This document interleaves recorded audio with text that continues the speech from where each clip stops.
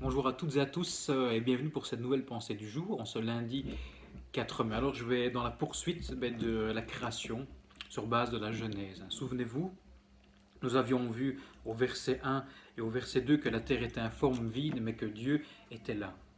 Et je vous ai fait le rapprochement en disant que même si dans ta vie tu penses que tout est vide, tout est informe, tout est rempli de ténèbres, Dieu ne t'a pas abandonné, que Dieu est là, présent, et qu'il attend simplement que tu lèves les yeux vers lui. Et puis directement, au premier jour, Dieu dit que la lumière soit. Et il sépara les ténèbres avec la lumière. Et là, j'ai fait cette concordance en disant qu'une fois que tu remarques que Dieu est là, que tu comprends son existence, et surtout le but, c'est-à-dire de t'aimer, de transformer ta vie, que tu acceptes son Fils Jésus-Christ, là ta vie change. Dieu sépare les ténèbres et la lumière. Une fois que Jésus s'installe dans ta vie, dans ton cœur, nous l'avons vu dans le Nouveau Testament, Jésus apporte la vie en abondance, et Jésus est cette lumière. Alléluia. Et puis voilà le jour 2, et que se passait, nous allons découvrir dans le verset 6 de Genèse 1. Dieu dit qu'il y ait une étendue entre les eaux, et qu'il sépare les eaux d'avec les eaux. Et Dieu fit l'étendue, c'est-à-dire la terre. Et il sépara les eaux qui sont au-dessous de l'étendue d'avec les eaux qui sont au-dessus de l'étendue. Et cela fut ainsi. Dieu appela l'étendue ciel. Ainsi il y eut un soir et il y eut un matin. Ce fut le deuxième jour. Et donc on voit clairement qu'il y avait encore cet assemblage entre la terre, l'étendue, avec les eaux qui sont au-dessous et les eaux qui sont au-dessus. Et Dieu, comme c'est un Dieu d'ordre et qu'il sait que tout concourt au bien, a dit, eh bien, je vais apporter une séparation. Après avoir créé le jour et la nuit, après avoir séparé les ténèbres et la lumière, voilà qu'il sépare de l'étendue de la terre les eaux qui sont en dessous. Ce sont les eaux, les nappes phréatiques, la mer et les océans. Des eaux qui sont au-dessus, et là qui concernent la couche d'ozone, les nuages. Je ne suis pas non plus un biologiste, mais voilà, vous savez, quand il pleut, l'eau tombe du ciel et arrive aussi dans la terre, et puis il y a ce phénomène que nous connaissons tous. Je ne vais pas rentrer dans ce débat-là, cette explication-là. Mais aujourd'hui, pour ce jour 2, c'est cette séparation. Alors, je tiens d'abord à mettre tout sur le même niveau, c'est que Dieu nous demande d'aimer notre prochain. Et donc, il est notre devoir d'aller et de faire des disciples partout où nous allons, d'apporter cette bonne nouvelle, de prêcher la bonne nouvelle qui est le royaume des cieux.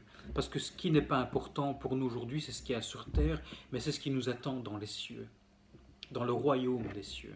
C'est notre vie après la mort. Ça, c'est la chose la plus importante. C'est pour ça que Jésus, quand il marcha, a fait de ce message sa priorité.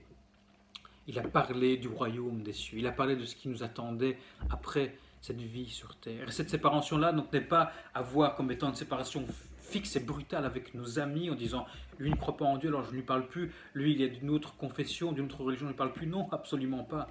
Absolument pas. C'est simplement que dans ce cheminement, une fois que tu as compris que Dieu était là, que tu as compris que Jésus a transformé, changé ta vie, qu'il a porté la lumière dans ton cœur, il est de ton devoir de faire des choix. Il y a ce terrain qui est ton cœur et il y a peut-être des cailloux, des rochers qui doivent être enlevés afin de pouvoir aplanir ce chemin, afin de pouvoir faire quelque chose qui soit ordonné, c'est-à-dire aplanir la terre et faire en sorte qu'il y a cette couche d'eau en dessous et cette partie qui soit au-dessus, de faire cette séparation.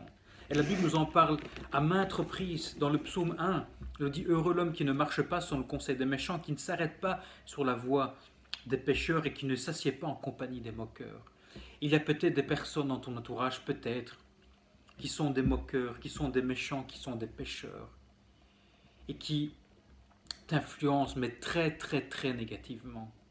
Il y a peut-être là des choix à faire. Si tu ne me crois pas, il y a encore d'autres passages. J'en ai pris que deux, mais il y en a beaucoup.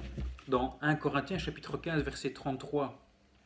Ne vous y trompez pas, les mauvaises compagnies corrompent les bonnes mœurs. Ce que Dieu veut, c'est que tu puisses être rempli de bénédictions, que tu puisses être renouvelé, que tu puisses prospérer.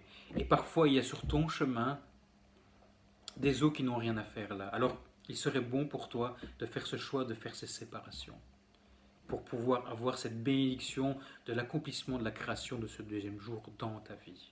Alors je vous laisse vraiment avec ce passage-là, je t'invite vraiment à prier chez toi, là où tu es, aller dans un lieu à part, prendre du temps et comprendre un petit peu ces séparations qu'il y a eu à faire. Ce sont peut-être aussi des séparations de pensée, tu penses peut-être trop à des choses qui sont sur terre, et qui te prive de penser, de louer Dieu.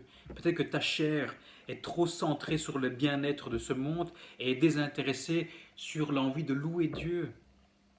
La Bible elle-même nous dit que notre chair a des désirs qui sont contraires à l'esprit et c'est normal.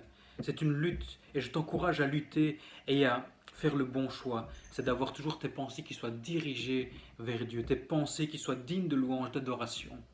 Et c'est vrai qu'il y a ce combat à faire. Alors, courage.